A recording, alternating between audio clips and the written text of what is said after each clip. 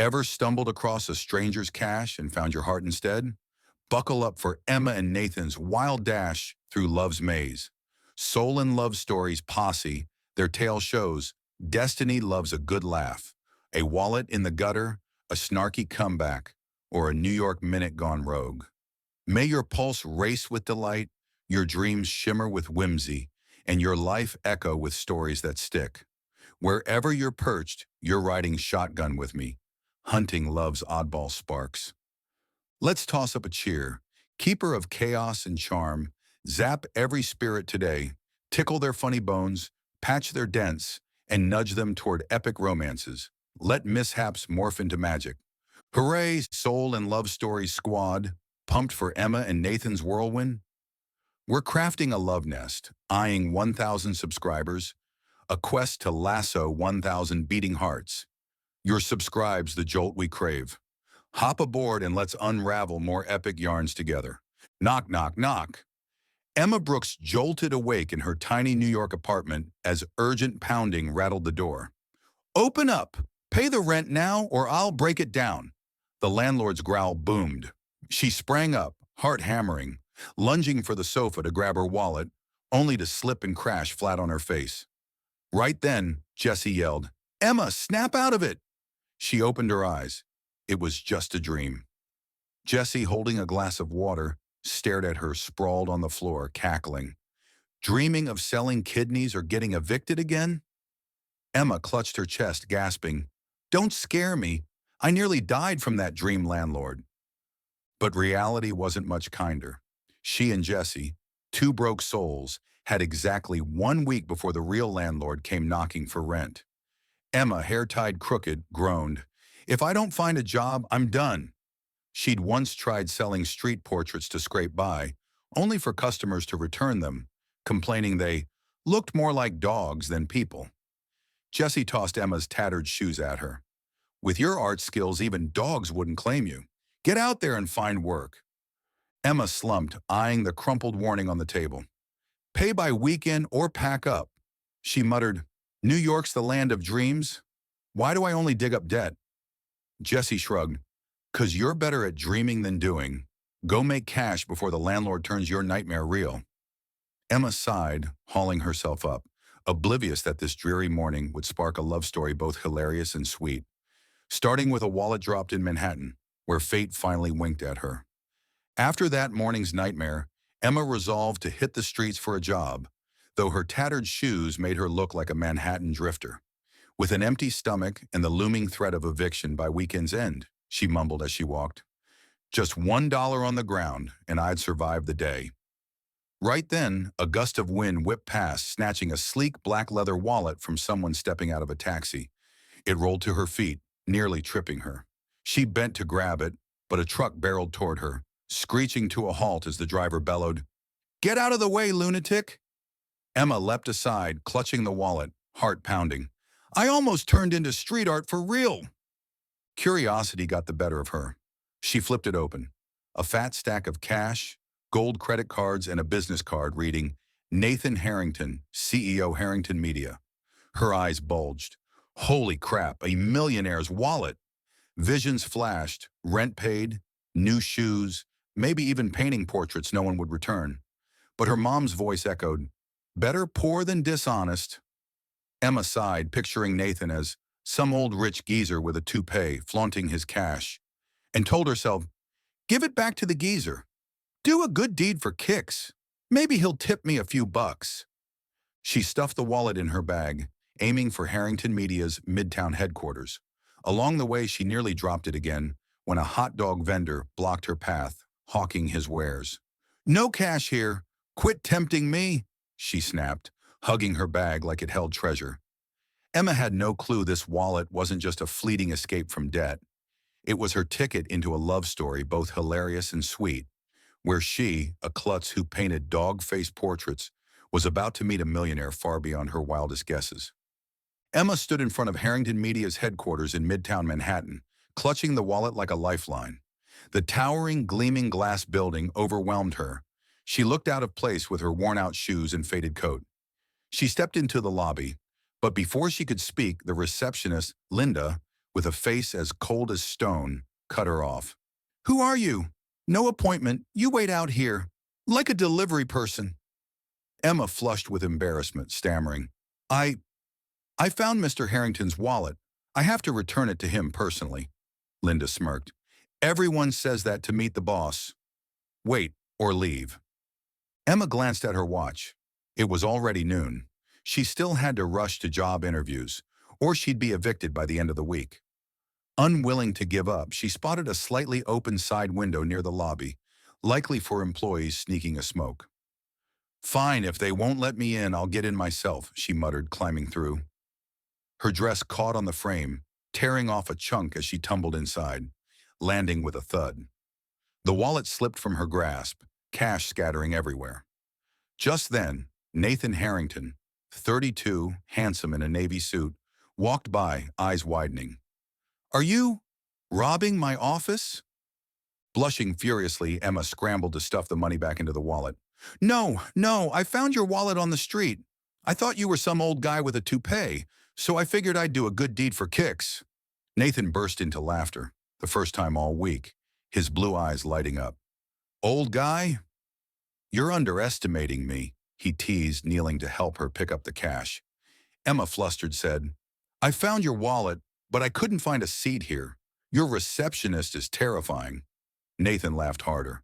"Linda's my #1 guard, but you just outsmarted her." He took the wallet, checking it, surprised to find nothing missing. "You didn't take a single dime?" he asked, curiosity in his tone. Emma shrugged.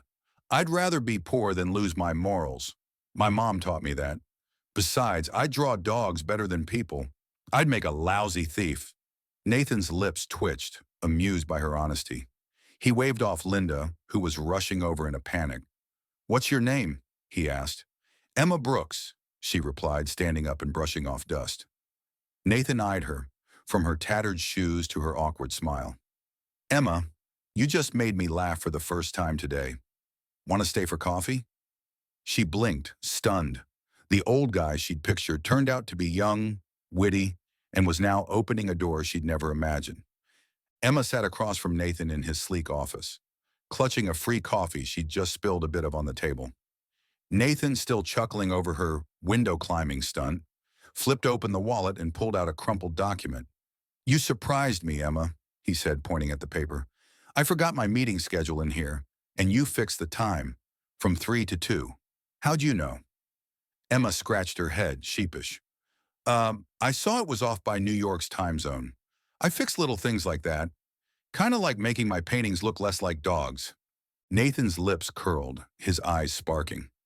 "You're not just honest, you're sharp. I need a personal assistant. Want the job?" Emma's eyes widened, nearly choking on her coffee. "Me? An assistant? Are you kidding? I don't know anything about big companies." Nathan leaned in, his tone both serious and teasing. "You found my wallet in the middle of Manhattan. Now try picking up a few calls for me. I bet you'd outshine the yes men." Emma blinked, her mind spinning. In a week, she and Jesse would be evicted, but working as an assistant to a millionaire. I, I'm clumsy as hell. Aren't you afraid I'll mess everything up?" she asked. Nathan laughed heartily. "I need that chaos. It keeps me sharp. Try it for a month. The pay's enough to stop you from selling dog paintings." Emma blushed, thinking of rent, then mumbled, "Personal assistant or professional stuff finder?" Nathan winked. "Both." She nodded, heart pounding, hardly believing her good deed for fun had swung open a door both terrifying and thrilling. Emma started her job as Nathan's personal assistant at Harrington Media, but the lavish environment felt like stepping into a sci-fi movie. On her first day, she shuffled into the office in her tattered shoes, arms full of documents Nathan had handed her, nearly colliding with Linda, who now glared at her like the window climber strikes again. During an important virtual meeting with Japanese partners, Nathan asked her to take notes. Emma nodded, but as she stood to pass him the microphone, the cord tangled around her foot. The mic crashed onto the table with a loud thud, broadcasting her, "Oh no," across the call. Face flaming, she stammered, I'm so sorry. I didn't mean to." Nathan, calm amid the chaos, smoothed it over on screen. Apologies, everyone. My new assistant is testing the sound. The partners burst out laughing, while Emma wished the floor would swallow her. In the days that followed, Emma's clumsiness became the office's specialty. She spilled water on Nathan's desk, accidentally sent a company-wide email saying, "Nathan needs coffee ASAP," complete with a smiley face. But instead of getting annoyed, Nathan was amused. "You've made me laugh more than I have all year," he said, picking up a scribbled note from her. "Meeting 2 p.m. Don't forget, Emma." He kept it, not tossing it away, his gaze softening for a moment. Emma shrugged. "I'm better at breaking stuff than fixing it. You're lucky you haven't fired me." Nathan grinned. "Fire you? Who'd keep me awake then?" A subtle chemistry crept into their little moments. One day, Emma twisted her ankle in her worn-out shoes while rushing to grab documents. Nathan appeared, holding a box of new sneakers. "Got these for you so you don't run away from me." Emma blushed, fumbling. You didn't have to do that." He winked. "I need an assistant with working feet." She slipped them on, feeling an odd warmth, though she teased, "Nice shoes, but I'll still draw paintings that look like dogs." Gradually, Nathan started swooping in to save her from disasters. When she nearly dropped a tray of pastries at a company party, he caught it, whispering, "You're keeping me busy." Emma gave an awkward laugh. "Am I your assistant or your burden?" Nathan's voice dropped low. "You're both, and I like it." His look threw her off, her heart racing, unsure if the chaos she brought into his life was quietly turning into something sweeter than the coffee she'd botched brewing. Everything was going smoothly until Vivian, Nathan's ex-girlfriend and advertising partner, showed up. Jealous of the growing closeness between Nathan and Emma, she spread a vicious rumor. Emma had stolen Nathan's wallet to worm her way into Harrington media. The gossip spread like wildfire, reaching the tabloids. One morning, a headline screamed, "Mystery assistant steals CEO's wallet to strike it rich." Employees began whispering, some eyeing Emma like she was a con artist. She was stunned when Linda, now slightly less icy, handed her the paper. "How do you explain this?" Linda asked. Emma's hands trembled. I found the wallet. I didn't steal it." She stormed into Nathan's office, clutching the tabloid. "Have you seen this scandal? Why are you letting them say this about me?" she demanded, her voice breaking. Nathan, mid-virtual meeting with the board, muted his mic. "I'll handle it, but now's not the time." Just then, a director's voice crackled through. "Is that assistant trustworthy?" Nathan, unaware Emma was still there, replied, "She's a surprise, nothing more." The line cut off mid-sentence, but to Emma, it stabbed like a knife. She thought he saw her as a joke, a surprise for PR stunts. Tears streaming, she left a note on his desk. "Thanks for the chance, but I'm not a toy," and walked out. Back home, Emma collapsed on the sofa, sobbing to Jesse. "I thought he meant it, but I'm just a puppet to him." Jesse, holding a mug of cocoa, teased, "From picking up wallets to picking up drama, you've leveled up." Emma laughed through her tears. "You're the worst." But the pain cut deep, not just from the scandal, but because she'd trusted Nathan, dared to dream of something beyond the shoes he'd given her. In his office, Nathan ended the meeting and read Emma's note, his face darkening. He hadn't meant his offhand comment to be twisted, and Vivian had turned it into a disaster. His fist clenched. He knew he had to act, not just to clear her name, but to win back the woman who'd unexpectedly claimed his heart. Nathan couldn't stand it after reading Emma's letter. He investigated and uncovered Vivian's scheme. She'd paid a tabloid to smear Emma, hoping to pressure Nathan into signing a lucrative ad deal with her company. In an emergency meeting, he slammed the table. "Vivian played dirty. I have proof of her text to the press." On live TV, his voice icy, he declared, "Emma Brooks found my wallet. She didn't steal it. She's the best assistant I've ever had. I'm rejecting Vivian's deal to defend her honor." The room went silent, stunned, but he didn't stop. He needed Emma to hear it. That night, Nathan raced to Emma's apartment, clutching a bag of apology coffee like a promise from their first meeting. He knocked, calling, "Emma, I need to talk." Jesse cracked the door, smirking. You picked up a walking disaster. Nathan stepped in, only to fumble and spill the coffee, beans scattering everywhere. Jesse yelped, "Oh my God, another mess." Emma, on the sofa with red eyes, said coldly, "You said your piece on TV. What more do you want?" Taking a deep breath, Nathan knelt to pick up the beans, his voice shaky. "I was an idiot, Emma. Surprise meant how you've changed me. Not a joke. I ditched Vivian for you, because you're worth more than any deal." Emma blinked but turned away. "I don't need your pity." Desperate, Nathan stood. "It's not pity. I need you. Jesse, help me out." Jessie crossed her arms.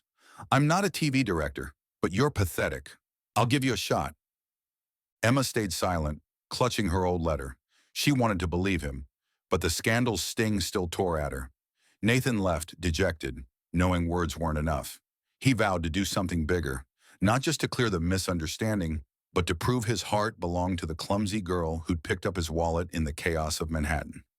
Nathan didn't give up after his failed visit. The next morning, a small truck rolled into Emma's rundown neighborhood, a loudspeaker blaring his voice. "Emma Brooks, I'm the biggest idiot in New York. You're not a joke. You picked up my wallet and my whole life." Neighbors gathered, some kids whistling. Inside, Emma heard the noise, gaping at Jesse. "He's lost it," Jesse cackled. "Pick up that truck too. Save us rent money." Nathan climbed out, but his foot snagged the speaker cord, nearly sending him sprawling. Emma rushed to the balcony, half angry, half amused. "What are you doing? Wrecking my street now?" "Hair a mess," Nathan shouted.